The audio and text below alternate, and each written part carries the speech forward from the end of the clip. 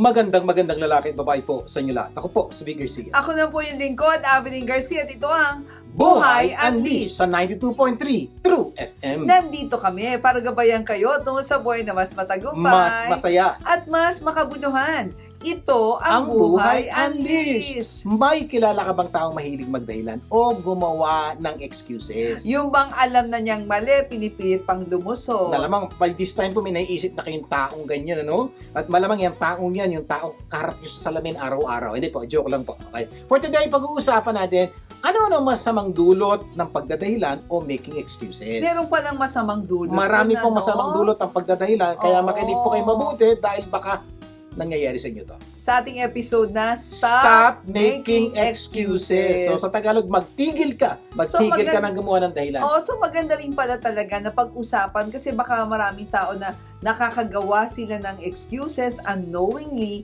pero hindi alam meron palang bad effects. Totoo, napakadami ito. po. Kaya po kung kayo po mahilig gumawa ng excuses o may kilala kayo mahilig gumawa ng excuses, sabihin nyo, stop making excuses. Because merong repercussion yan. Sa ano ang action mo? Pag-uusapan naman natin kung ano-ano magandang aksyon. Kung gusto mong tumigil ang asawa mo sa pagtatrabaho sa abroad, pero natatakot kang baka kapusin ang pera niyo. Yeah, marami pong ganyang sitwasyon ngayon na magkahiwalay yung mag-asawa dahil katrabaho sa abroad. Gusto na po nung asawang babae o lalaki nasa Pilipinas sa tumigil na yung asawa niya sa abroad. Kaya lang, marami sila kinatatakutan. Kaya po, marami po, 10-20 taon na patuloy po nagtatrabaho sa abroad. Hindi po sila gano'ng nagkakasama. Problema po yan. Kaya pakinggan niyo po yung sagot namin sa inyong problema kung yan ang problema. Pero bago mga yan, simulan natin ating programa ng Believe It or Not segment. Ito po ang parte nating programa na nagbibigay po kami ng mga paniniwala na pwede magpaganda ng iyong buhay kung ito po yung paniniwalaan at gagawin. Ang Believe It or Not quote natin sa araw na to ay, everybody is an influencer, for better or for worse. Yan. Siguro po, isang salitang madalas na nadinig natin yung influencer. Ikaw, influencer ka. Ito po, lilinawin namin, lahat po tayo ay influencer. Kasi minsan parang iniisip mo, naku, parang wala nang silbi ang buhay mo. Think again. Naku, maniwala ka, influencer ka rin. Yun nga lang, for better ka ba Yeah. o for worse? Tandaan niyo po yan, ang influencer can be for better, for worse. Ikaw mismo, kahit ano ginagawa mo, kahit tingin mo wala ka silbi, ay promise po, influencer ka, may mga taong na-influensyahan mo for better or for worse. Alam mo, yung salitang influencer, madalas natin naririnig yan sa social media. Yes, social diba? media, Yung parang, uy, influencer ka ba? Sila yung mga tao na may mga followers. Kaya nga influencer yung tawag sa kanila eh. Kasi meron daw silang impluensya sa kanilang mga followers. Yan. So yun po ang ating pananaw. Akala natin Oo. sila lang ang influencer. But we're telling you right now, all of us are Yes. influencer. But may dagdag po sa dulo, for better or for worse. Ano ba yung sabihin? Pwede tayong nagpapaganda ng buhay o pwede tayong nagpapapangit ng buhay ng iba. Oo, so baga, hindi mo kailangan ng Facebook account. Hindi mo kailangan ng YouTube channel or TikTok para maging influencer. Ngayon pa lang, influencer ka na. Kaya makinig ka mabuti. Paano ba tayo nagiging influencer? Okay? Pakinggan niyo pong mabuti itong mga bagay na to. Dahil po, baka nakakasira tayo o nakapagpapaganda tayo ng buhay. Kung napapaganda, tuloy po natin. Yes. Pero kung hindi, itigil na natin. Kaya, makinig kang mabuti. Para gumanda o pumangit ang buhay ng ibang tao, makikita mo may influence ka pala. 'Di ba? So, yung ginagawa mo ngayon, hindi mo unknowingly, hindi mo alam may nanonood pala sa'yo. Nakaka-influence ka pala sa ibang tao. So, isa-isahin po natin yung mga sitwasyon o pagkakataon na pwede tayong maging influencer o ano yung mga bahagi ng ating buhay na tayo naka-influensya sa iba. O mga magulang, no? Ito yung sabi ng anak nyo, naku, paglaki ko, gagayahin ko ang tatay ko o gagayahin ko ang nanay ko. So, kitang-kita nyo po mga magulang, influencer po tayo Yes. ng ating mga anak. May mga bata po gustong maging katulad ng magulang nila dahil successful, Oo, sikat, they imitate. maraming Yes. pera, maayos sa buhay. Kaya sabi niya, paglaki ko, gagayahin ko nanay at tatay ko. Pero may ibang may for better, for worse po yun. Ano yung for worse? May mga bata, nakita nila yung anak, magulang nila, maraming bisyo, maraming kalokohan, ang daming ginagawa, babaero, kung ano manan. Sabi ng bata, ay gusto ko rin yun. Paglaki ko, gagayahin ko Ay, tatay ko. nako. Yung po yung sinasabi natin, for worse. Worse. Ibig sabihin mga Oo. magulang, kahit ano ka, maganda ba yung buhay na pinamumuhay mo o pangit, influencer ka. Pwede ka magpapangit o magpaganda ng buhay ng ibang tao. O ay masakit dyan kapag sinabi ng anak nyo, oy, paglaki ko, hindi ako magiging katulad ng tatay ko, hindi ako magiging katulad ng nanay ko. Diba? Ang ibig sabihin mo nun, influencer ka. Yes. Dahil sa mga mali mong ginagawa, yung bata nakapag-isip, Ayaw niyang ano gayahin. kung gayahin ng pati. So, influencer ka pa rin. Sa nabasin niyo po, kaya po lahat po tayo influencer. Eh, paano kung sinabi ng bata, ay, nakikita niya yung tatay niya maraming bisyo. Eh, kung yung tatay ko nga nagbibisyo, di pwede rin Yun, ako. again, napansin niyo Oh, ba? Kaya yun. ang dami mga tatay na may bisyo sa buhay, mag-isip po kayo mabuti. Baka masira ang buhay ng anak niyo dahil sa mga pinagagagawa niyo. Dahil kayo po ay influencer. Yes, eh paano kung ganito? Kung si nanay nga nakikipag-chismisan pwede rin pala ako maging chismosa. No, pag nadinig po ng bata, Oo. si nanay nakikipag-chismis. So, kaya nagkukwento ng mga bagay na alam ng bata na hindi totoo. Ba't si nanay Worse ginagawa? yun, worse yun. So yung bata, Oo. kung minsan nakakagawa rin po ng paraan na nakakagawa sa mga sitwasyon para sumikat, para makinggan ng mga kaibigan, nagkukwento po siya ng mga bagay na hindi totoo. Halimbawa, Ano po natuto? tumawag yung Kinanay kay tatay. tumawag yung may utang, di ba? Sasabihin niya, ay, sabihin mo wala ako. Yan. So nakikita ng bata na nandun yung nanay niya. O, na-influence niya ngayon. So ngayon, pag siya naman yung nasa sitwasyon, sasabihin niya wala rin din siya. So kita niyo po na influensahan po ng magulang yung kanyang anak. By the way, hindi na po magulang ha.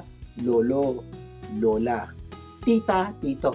Influencer din kayo for better or for worse. Bakit may mga bata late sa school? Mm-mm. Di ba? Pumapasok sila or late sila magpasa ng assignment, malamang na-influensyahan ng kapamilya. Ng kapatid. For example, nanay, tatay, pag may party kayo pupunta, pag may wedding, ano ba kaya? Uy, huwag muna tayong maagad dumating kasi late na rin naman sila, dapat late din tayo. Ano yung pumapasok sa isip ng bata kaya sila, maski sa school at sa trabaho, late comer, sino natuto? Si nanay, si tatay, si lolo, si lola. Oo, bakit may mga taong kahit maraming problema, hindi sumusuko? Ayan.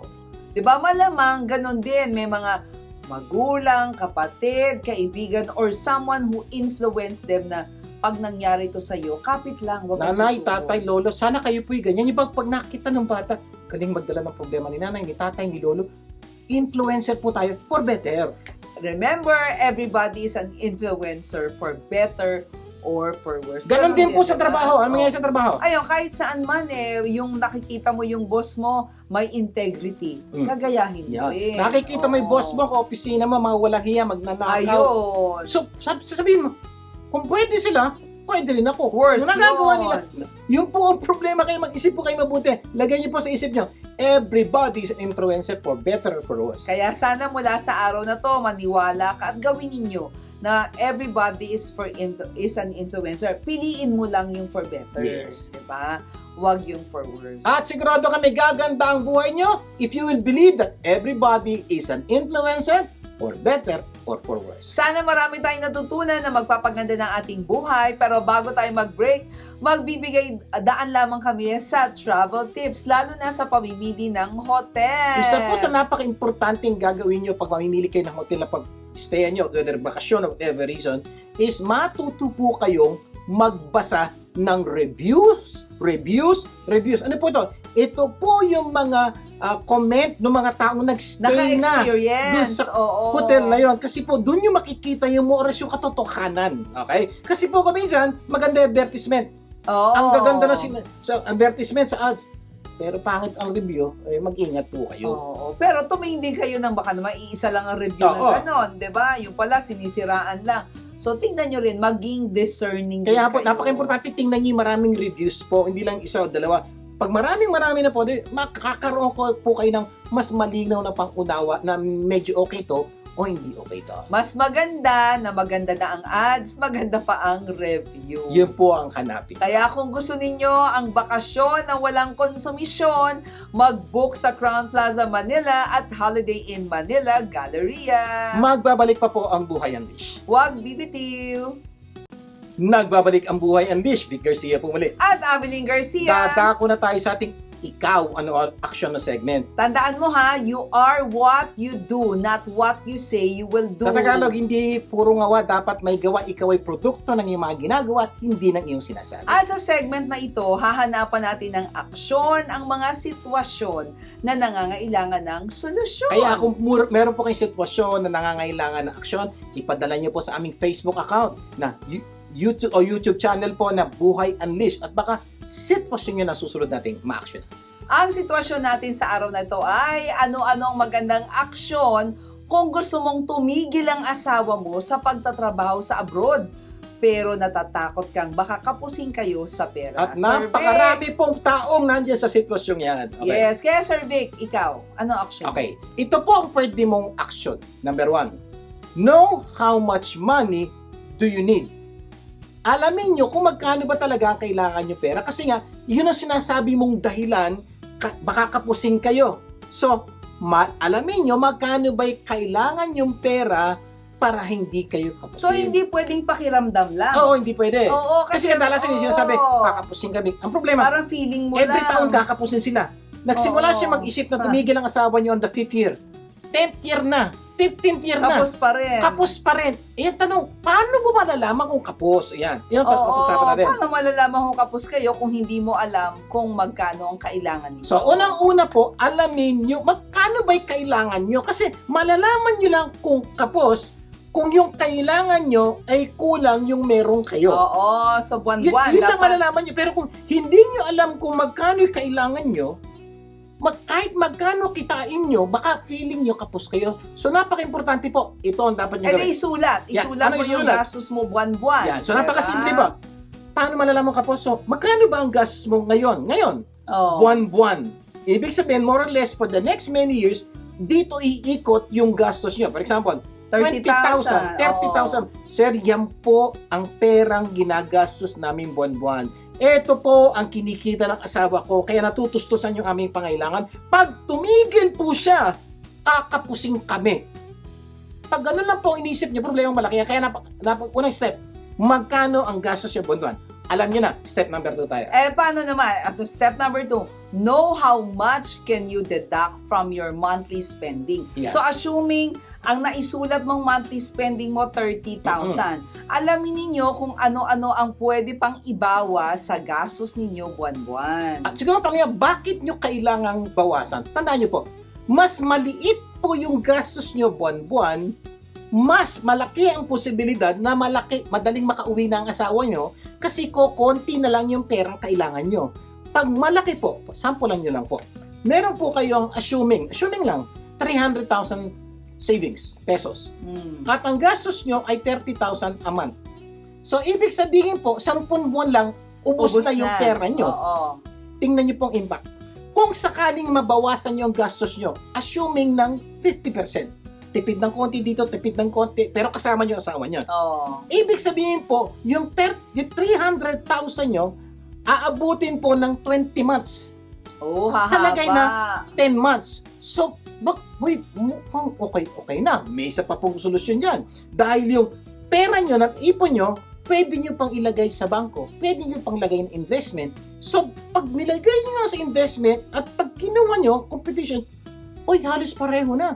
Pwede na umuwi si Mister. So, napaka-importante. Alamin, number 1, magkano talaga kailangan nyo. Number 2, alamin kung magbabawas pa kayo ng gastos para makasama lang yung asawa nyo, magkano. Malaki po ang posibilidad na baka gusto na yung pera nyo at hindi kayo kaya. So, kumbaga, hindi mo lang dapat inaalam kung magkano ang gagastusin ninyo o ginagastos ninyo. Oo. Kasi kung mababawasan ang inyong gastos, malaking savings yon because money saved is money earned. Yung po, kailangan isipin nyo mabuti. Oo. Huwag nyo lang basihan yung present expenses. Because may possibility mabawasan yan kung magse-save po kayo. Ibig sabihin po, lahat kayo, okay, sakripisyo tayo lahat, bawas sa ganito, para makauwi lang si mama o para makauwi lang si papa, Kung gusto mo, para makasama na natin si papa at si mama dito sa Pilipinas. at kung gusto mo lumiit na yung pangangailangan ninyo,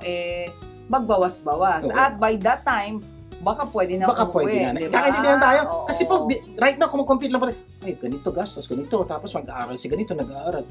yun lang ang base. Paano kung pag-graduate ni anak mo? So, mababawasan ng tuition fee, So, nagkakaintindihan tayo. At And ano eventually, yung baka mag-gusto na yung At mga ano yung mga pwedeng ibawas? Pwede ka magbawas ng luho sa buhay. Ayan. Yung mamahaling cellphone, mga kain sa labas, Yan. phone bills, 'di ba? Sasakyan, bahay, baka pwedeng mag-downgrade. Kain sa labas. Oo. Tapos yung makain, mamahaling drinks. Ibig sabihin, Oo. ang punto po nito is, ang ganda po nito, okay pa rin kayo, hindi kayo kakapusin, pero kasama nyo ang asawa nyo, pero konting sakripisyo. Baka doon pa lang sa step number 2, malamang may sapat na pera na kayo. Di pwede nang tumigil. Titigil na. Oo. Kakaintindi. So, napaka-importante po yan.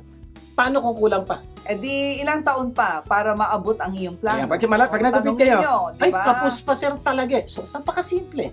Magkano pa kapos? So, kailangan natin ng 500,000. Magkano na pera mo? 300,000. So, ano gagawin? 200,000. Ibig sabihin, ilang buwan bago mo matipid, mas-save ulit 200,000. Compute. Uy, in 2 years time, kaya namin i-save to. So, ano mangyayari?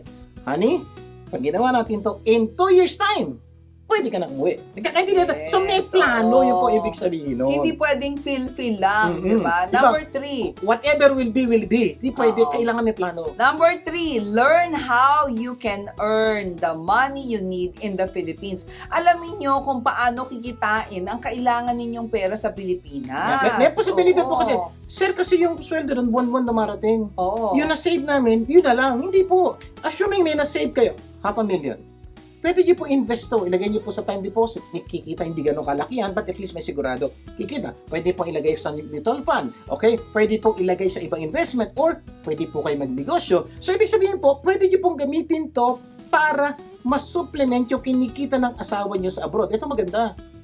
Kumikita na kayo dito, kasama nyo pa ang asawa o ang inyong mga mahal sa buhay. Yes. Pag ginawa oo. nyo to. So, pagka ganon, by this time, baka lumiit na yung pangangailangan ninyo sa pera dahil nagbawas na kayo ng gastos, di ba? Ano-ano pang pwedeng pagkakitaan sa Pilipinas? So, pwede kang magtrabaho ulit, magnegosyo, mag-invest, di Okay. ba? So, ang punto is, saan mas Oo. mababa kita dito? Take note, mas mababa nga kita rito. Pero kung may na-save na naman kayo, at yung kikitain ng kasama nyo dito na medyo na mas mababa talaga, pandagdag lang at okay na, di pwede na siya upunin.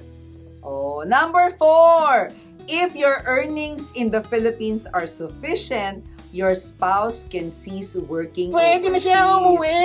Di ba? Oo. Welcome home. Kung sapat na yung kinakita mo sa Pilipinas o kikitain mo, edi tigil na. Siguro po, para mag-compute, mamingi po kayo ng tulong sa mga financial advisor o kaya accountant na kaibigan niyo para magka-compute po kayo ng maayos. Yes. Number 5, most importantly, know the will of God.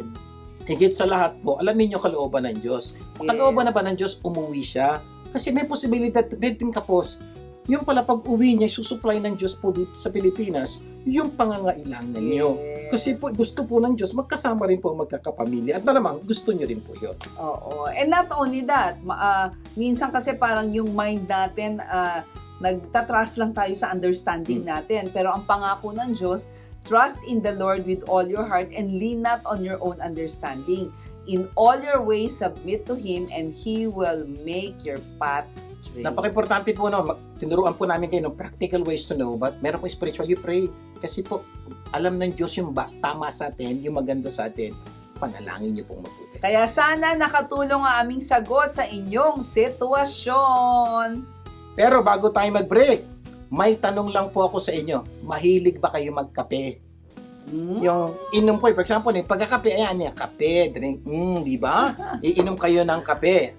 Ang tanong, Eto, mag-switch na kayo sa healthy coffee. Mag-Glorious 7-in-1 Mangosteen Malunggay Coffee Mix ka na with stevia extract. Diba? healthy na po ito dahil wala po itong asukal na nakakasama sa ating katawan. Meron din silang healthy Glorious Choco and tea. Kaya make a healthy switch. Get a cup of coffee and drink Mag-Glorious Coffee na rin kayo. Mamaya, sa itanong mo lang segment, pag-uusapan natin, ano-ano masasamang dulot ng pagdadahilan o making excuses. Magbabalik pa ang Buhay Unleashed. Huwag bibitiw.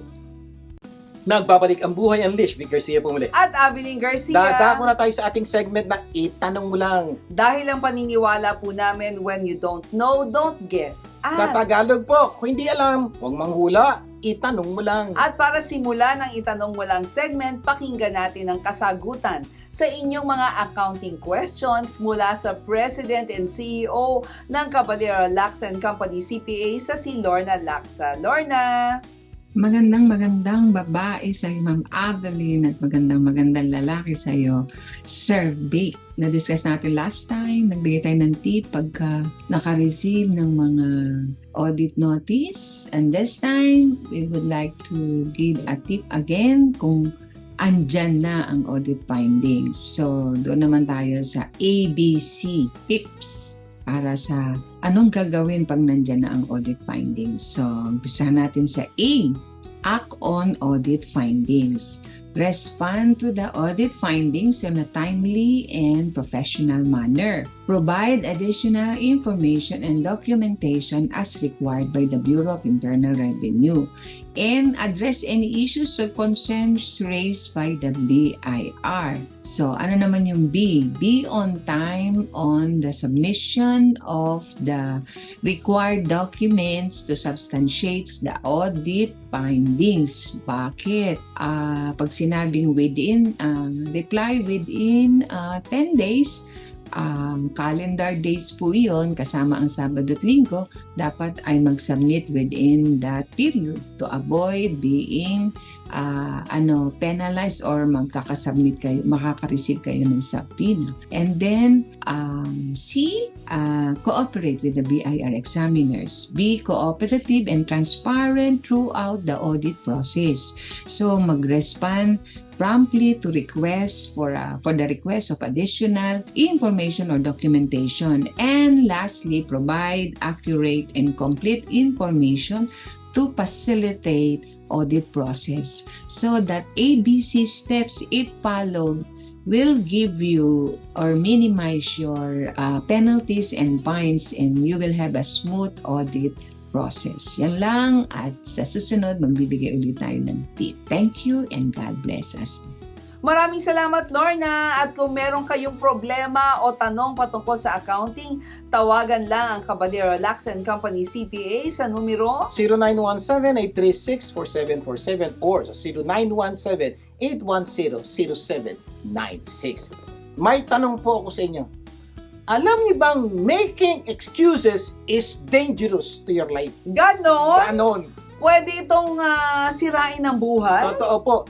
Marami pong tao ngayon hindi nila alam ba't nasisira ang buhay nila. Pero isa sa pinakamatinding dahilan ba't nasisira ang buhay natin dahil mahilig tayong gumawa ng excuses o magdahilan.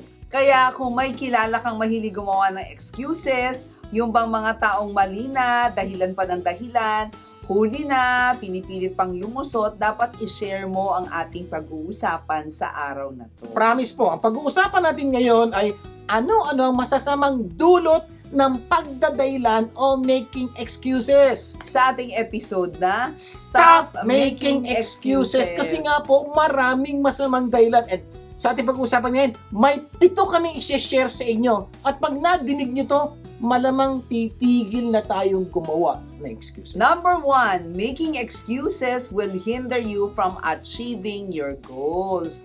Marami sa ating mga pangarap ang hindi natin naaabot dahil mahilig tayong gumawa ng Totoo po yan. or excuses. Kung hindi po kayo naniniwala dyan, patutunayan po namin sa inyo na ang pangarap mo kaya hindi naabot kasi dahilan tayo ng dahilan. Oo. Paano yan? Okay. Minsan, di ba, like napag-usapan natin last time, di ba? Kaya hindi mo nagagawa kasi hindi ko naman kayang gawin. Yeah. Dahil wala naman akong alam dyan, wala naman akong knowledge dyan. Kung wala kang alam, ba't hindi mo alamin? So, yan po diba? isa sa pinakamalaking dahilan bakit di natin naabot yung pangarap. May pangarap tayo. Gusto ko magnegosyo. Gusto kong gawin to. Gusto kong gawin to. Kaya lang, hindi naman yan natatapos ko. Hindi naman yung kursong kinuha ko. Saka hindi ko naman alam yan. Paano ko magiging successful dyan? Kaya hindi na lang. Nabasa niyo po? Ano po ang sumira at bakit hindi niyo naabot ang pangarap niyo? Hindi po yung pangarap niyo. Yes. Hindi po kulang kayo sa kagalingan. Hindi po. Kasi sinabi niyo, yung excuse na, hindi ko alam yan. Wala akong experience yan. Sabi nga po ni Ma'am Mabel, kung wala kang experience, humanap ka ng experience. Kung hindi mo alam, di alamin mo. Di ba sinabi nga natin last time, di ba, na yung cellphone, hindi naman natin alam gamitin dati yan, yeah. di ba? Dati nga, phone book lang tayo, di ba? natuto ka naman. Yung computer, hindi naman natin alam dati yan, pero natuto. Ang sagot ay hindi ka dapat mag-excuse, alamin mong gamitin. So yun po, Diba? naintindihan niyo po yan. So kung meron kang gustong gawin na hindi mo alam, okay lang sabihin mong hindi mo alam, pero aalamin ko. Kakaintindihan po tayo. Pero sabihin, hindi ko kayang gawin yan, hindi ko alam eh. So, pag sinabi mo pong ganun, mahihirapan ka nang abutin yung pangarap mo dahil gumawa ka ng excuses. Kaya, stop making excuses. Sabi pa ng iba, naku, sinubukan ko na yan, pero wala naman nangyari. Bakit hindi ka sumubok ulit? Yan. No? Baka ngayon may mangyari So, na. excuse ng iba, Diba? sinubukan ko na. Kaya hindi ko nasusubukan. Yung po excuse. Excuse po yun. Dahil sinabi mo yun, hindi mo na gagawin, ay hindi mo na talaga maabot. Kaya sabi ni Mavelyn, sinubukan mo. Pwede bang subukan ulit? Diba? Nagkamali ba? Di subukan ulit. And eventually, one day, maabot mo na yung mga pangarap mo. Kaya stop making excuses. Remember this, failure doesn't mean the game is over. It means try again with experience. So kung hindi ka naging successful, subok lang ulit. Kasi pag sumubok, 'di ba, parang yung mas malaking posibilidad na maaabot mo yung gusto mo. May alam ka na kasi. Kasi Ito po, problema nung nagkamali ka, you failed, alam mo na yung isang bagay na won't work. So mag-iisip ka, hindi mo na gamitin yan, gagamit ka ng iba. That's something basically beautiful in failure. Failure will teach us things that will not work. So you try another thing. Si Thomas Edison, kung nag-excuse siya na, nako, hindi naman nag-work yung una. Wag na. Pero sabi niya, I have not failed. I just found 10,000 ways that won't work. So, Diba? napansin niyo po, so kung may pangarap ka that did not work, don't say, sinubukan ko na, wala na mangyayari. Subok lang ulit. Kaya kung ito yung lalagay natin sa ating isip, malamang susubok ka ulit. Kasi our greatest weakness lies in giving up. Yeah. The most certain way to succeed is to try just one more time. Isa pa. Kung ikaw, Diba? nandiyan ka na sa puntong you're about to give up, matrabaho yan, makareer yan, ma-relation yan. Singilin ko lang. Can you try again? One more? Oh, sir, sige, I'll try one more. Nag-fail ka. You said, tigil na. Hindi ba sabi ko one more? Ano sir, one more? Pagkatapos mo sumubok, one more. Pagkatapos, one more. Ibig sabihin, hindi ka titigil. Pag ginawa mo yun, magiging successful. Wag mo sabihin 100 times pa kasi ma-overwhelm ka. Isang araw lang. One lang, one step at a time. Sabi nga ni Jordan Belforte, the only thing standing between you and your goal is the story you keep telling yourself to why you can't achieve it. At yung mga excuses na yan, kaya stop making excuses. Ibig sabihin, ganda po ng quotation na yan. Yung isang bagay daw na nakakahinder para maabot mo yung pangarap mo, ay yung mga kwentong sinasabi mo sa sarili mo. Yun ang pangarap ko, pero sinubukan ko na dati, wala naman nangyari. Pero hindi ko talaga So, kwentuhan mo yung sarili mo ng mga bagay para hindi mo maabot yung pangarap Kaya nga mo. sinasabi yung self-fulfilling prophecy. Kaya nga Diba? dapat, Oo. pwede kang gumawa ng ibang kwento. Hindi ko naabot yung pangarap ko. Pero siya naabot niya. Ano yung ginawa niya? Ay, gagawin. Basahin niyo po, doon papasok, stop making excuses. Di ba, lagi natin kinocall si Florence Nightingale, di ba? Ito yung lady with a lamp. Sabi niya, he was a British nurse, social reformer siya, statistician, best known as founder ng modern nursing. Pero sabi niya, I attribute my success to this. I never gave or took any excuse. Kita niyo po, you want to be successful? Don't give excuses. Number 2, making excuses will develop a habit of failure. Yan, problema po yan. Pag kayo po, pahilig gumawa ng excuse na darating po sa mundo, it will become a habit of making excuses and for sure you'll fail.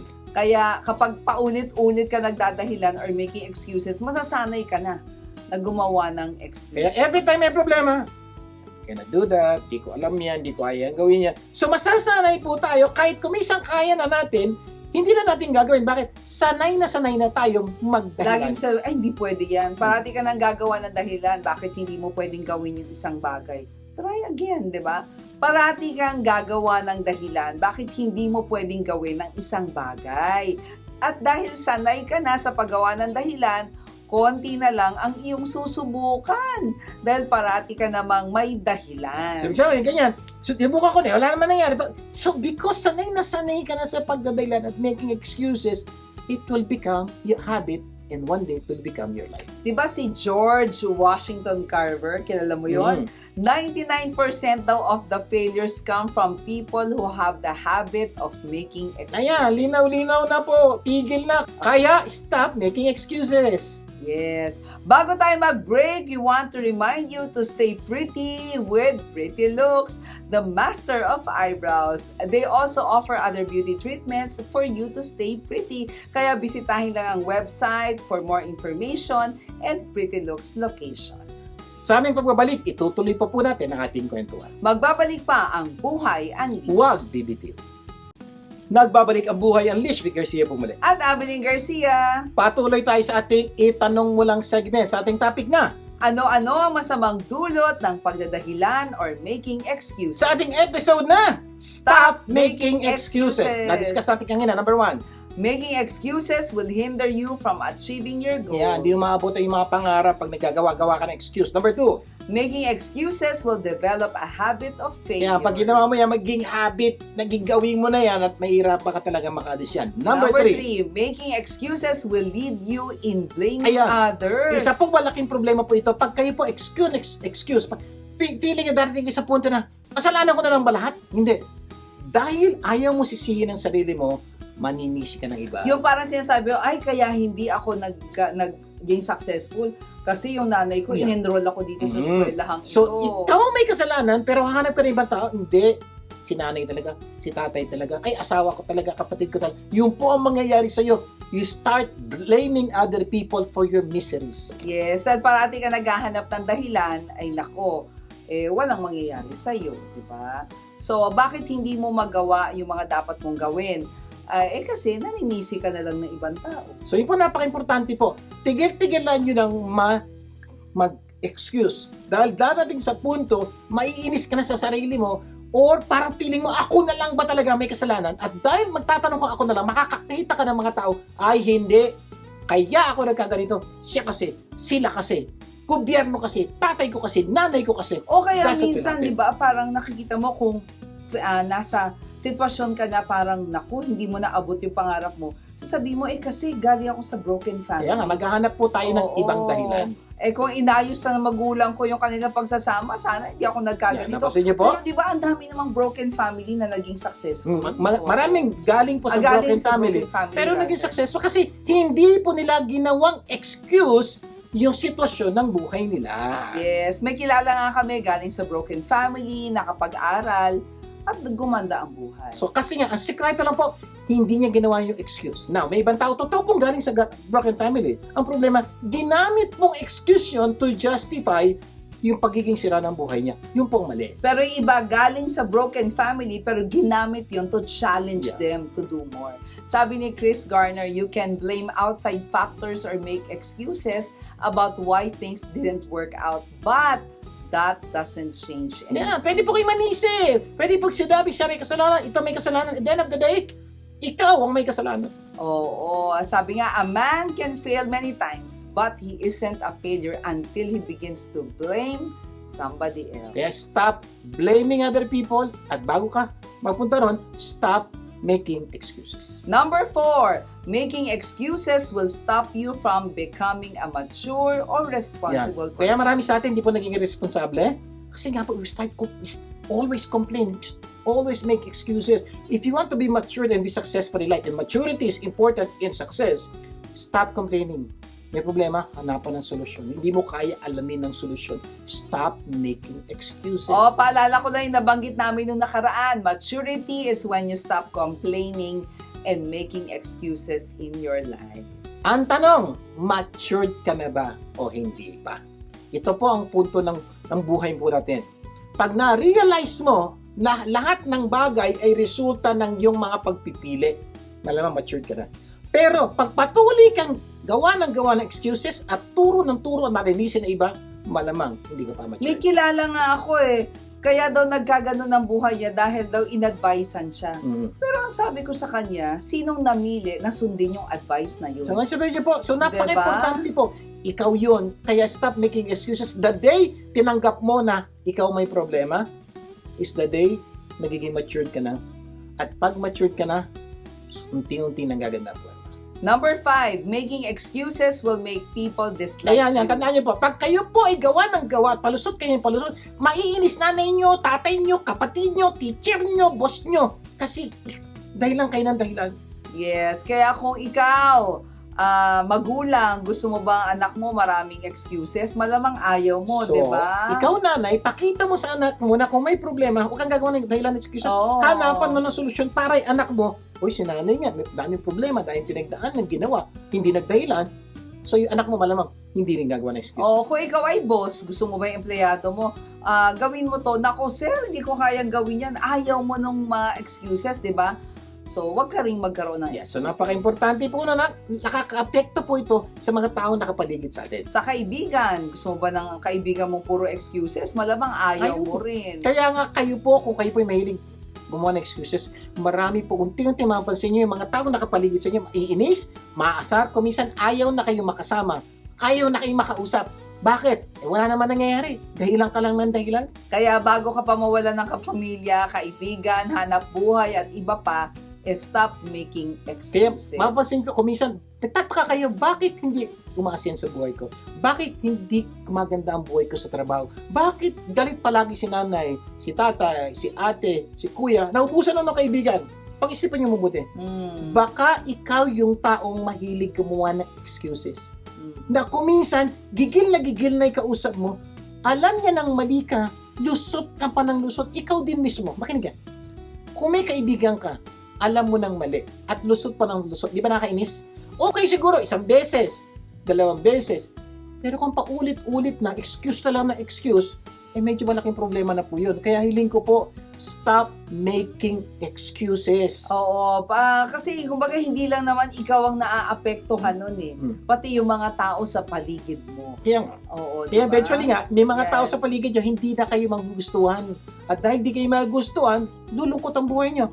Pero kung huhukayin nyo ang dahilan, ba't malungkot ang buhay nyo, wala kayong kaibigan, hindi kayo gusto ng pamilya nyo, hindi kayo maasenso sa trabaho, isa pa ang dahilan. Excuse kayo ng excuse at dahilan kayo ng dahilan. Ayan. Okay? So sana po, malinaw po yan. Mamaya po, itutuloy pa po natin ang ating pag-uusap patungkol po sa mga bagay nito at marami pa pong ibang dahilan ay iba pang masamang dulot ang pagdadahilan. Kaya wag bibitiw ha, marami pa tayong matututunan, itutuloy natin ang ating kwentuhan. Nagbabalik ang buhay ang Lish Garcia po muli. At Abiling Garcia, Patuloy tayo sa ating itanong mo lang segment. Sa ating topic na, ano-ano ang masasabang dulot ng pagdadahilan or making excuses? sa ating episode na Stop Making Excuses. O, review tayo. Number 1. Making excuses will hinder you from achieving your goals. Number 2. Making excuses will develop a habit of failure. Number 3. Making excuses will lead you in blaming others. Number 4. Ayan na, making excuses will stop you from becoming a mature or responsible person. Okay, number 5 po tayo. Ano yung natutunan natin Number kanina? 5, making excuses will make people dislike Kaya you. kakainisan ka ng mga Lungkot tao. naman nun. Okay, number 6 na po tayo. Making excuses will encourage others to do this. Ayan, ito na po. Influencer ka na. Influencer ka na. Dahil mahilig kang gumawa ng excuse, yung ibang tao, gagayahin ka na. Tumigil ka ng magdahilan dahil isang araw madidinig mo na yan sa asawa mo, sa anak mo, sa kapamilya mo, di ba? Na mahilig na rin silang magdahilan at gumawa ng excuses kasi alam nila Yeah. ginagawa. Alam mo, by this time, mainis ka. Bakit ka ba gawa ng excuse? Bakit ka ba dahilan? Sasagot yung anak mo, kasi po, gaya, idol ko po kayo. Natutunan ko po sa inyo. Hindi, ang sakit po noon, di ba? Yung ayaw mo, sasabihin ng anak mo, kaya niya ginagawa yan, natutunan niya sa'yo. Yung po kailangan maunawaan. Hindi lang po buhay nyo sinisira nyo pag gawa kayo ng gawa ng excuses. May malaki pong posibilidad yung mga mahal nyo sa buhay, masisira din ang buhay. Bakit? Gawa rin sila ng gawa ng excuses at ang mas masakit ito. Hulaan nyo kanina natuto. Kaya bago ang lahat, 'di ba? Bago pa sabihin ng anak mo, tigilan niyo na. Diba? Kasi po yun nga, malaki po mas ang epekto nito sa buhay ng mga tao nakapaligid Kasi sa inyo. legacy yun eh. Sabi nga natin kanina, everybody is an influencer, Mhm. 'di ba? So the greatest legacy one can pass on to one's children and grandchildren is not money or any material things accumulated in one's life. but rather a legacy of character and faith. Yan. Di ba? Tayo pong mga magulang, may iiwanan po tayo sa ating mga anak. Ang tanong ko lang, yung iiwanan kaya natin sa ating mga anak, magpapaganda ng buhay nila o magpapapangit? Kung kayo po natuto ang mga anak nyo dahil kayo po yung taong hindi marunong gumawa ng excuses, hahanapan nyo palagi ang solusyon. Ang paniniwala nyo lahat ng problema, may solusyon at kahanapin nyo po yan. Maganda pong legacy yun. Kasi po yung anak nyo tatatag, titibay, walang problemang pwedeng magpahinto sa kanya. So, may maganda kayong legacy. Pero, kung kayo po, dahilan kayo ng dahilan, excuse kayo ng excuse, lahat ng bagay, may dahilan kayo, at yun ang natutunan ng anak nyo, tanong, maganda bang legacy yun? Pangit po. Ang masakit po, wala na tayo, yung anak natin, nasisira pa rin ang buhay dahil sa atin. Kaya, stop making excuses. Number 7, making excuses will limit your God-given potential. Ang Diyos po, gustong gumanda ang buhay natin. Sabi nga po ng Diyos, I have come that you might have life and life more abundantly. Gusto po ng Diyos, umasenso buhay natin, gumanda ang buhay natin. Ang problema po, pag tayo po gawa ng dahilan, yung plano po ng Diyos sa buhay natin, malamang di po magkatotoo. Sino po ang pumigil sa magandang plano ng Diyos? Tayo. Siguro tanong nyo, Sir, ano ba ang plano ng Diyos sa buhay namin? Ay, Napakaganda. ang ganda. I think this is one of the Instagrammable, lagi nating naririnig, di ba? For I know the plans I have for you, declares the Lord. Plans to prosper you and not to harm you. Plans to give you hope in the future. Marami namang may alam nito eh. Diba? Yabasin niyo po, ito po, Oo. Diyos po nagsabi, ang plano niya po sa atin, maganda. Mm. To give us hope in the future. To prosper us. Pangarap po ng Diyos yun. Gusto po mangyari ng Diyos na gano'n na maging buhay natin. Kaya lang po, gustuhin man ng Diyos yun, kung dahilan ka ng dahilan, excuse ka na excuse, dahil hindi ko to alam, hindi ko gagawin to, hindi mo yung maaabot yung Yes. pangarap, yung plano ng Diyos sa buhay nyo. Please lang po, stop making excuses. Sasabihin mo, malabo yan. Hindi para sa akin yan. Ang labo mo naman talaga. Diyos ang nga nagsabi, di ba? May dahilan ka pa rin. Napasin niyo po, Diyos na po ang nangako na gusto niya magkaroon ng magandang buhay ka. Tapos, ikaw pa rin nagdadahilan, hindi para sa akin yan, para lang sa ibang tao yan. Ito, sabi nga naman, Diyos na po ang nagsabi. And never siyang maglalay, never siyang hindi magsasabi ang totoo, di ba? So, ngayon, sino dapat mong paniwalaan? Yung sarili mo o ang Diyos? So, ganda tanong po ni Ma'am Evelyn. So, by this time po, tigil nyo na po yung mga dahilan nyo. Yes. Maniwala po kayo may magandang plano ang Diyos sa buhay nyo. At paniwalaan nyo yun. At pag pinaniwalaan nyo yun at tumigil ka gumawa ng excuse, unti-unti makikita nyo, tunay nga po palang may magandang plano ang Diyos sa buhay. Lagi nating sinasabi, di ba? Even yung last episode, kasi part 2 na to, sinasabi natin na kung gusto mo, may paraan. Mhm. Kung ayaw mo, magdadahilan ka talaga. May Diba? dagdag ako ngayon. Oh.